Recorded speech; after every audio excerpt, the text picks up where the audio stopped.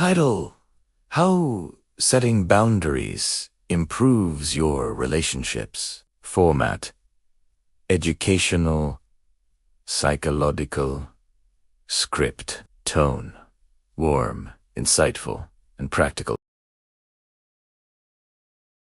Opening scene: soft, welcoming background. Speaker is at ease, speaking directly to the camera. Speaker.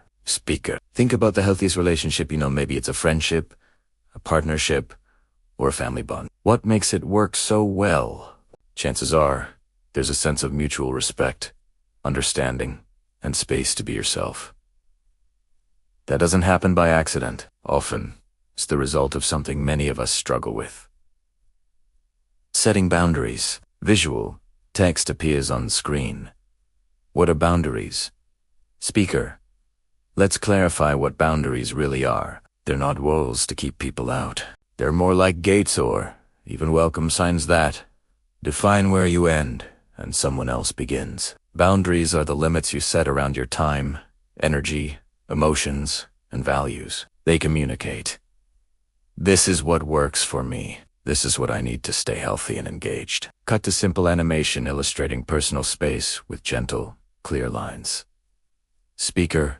So, why do boundaries improve relationships? First, they build respect both for yourself and from others. When you clearly communicate your limits, you teach people how to treat you. You affirm your own worth, and that self-respect becomes a model for others. Instead of resentment building up from unspoken expectations, there's clarity. Visual. 1. Builds respect. His speaker. Second, boundaries reduce resentment. Without boundaries, we often overcommit, say yes when we mean no, and silently tally grievances.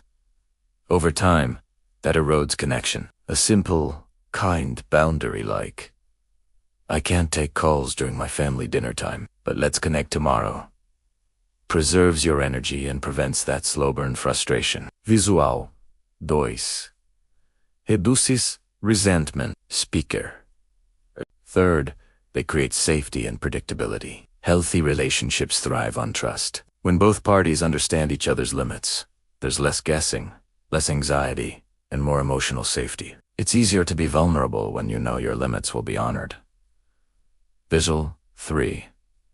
Creates safety. Speaker. Fourth, boundaries foster authenticity. When you're not constantly bending to please others, you show up as your true self. That authenticity allows for deeper, more genuine connection. People connect with the real you, not a version of you that's stretched thin. Cut to speaker in a more conversational setting, maybe sitting in a cozy chair. Speaker. Now, I know what some of you might be thinking. Won't people get upset?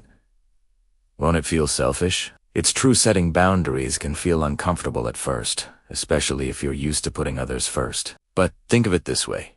You can't pour from an empty cup. Boundaries are how you keep your cup full, so you actually have more to give. Visual.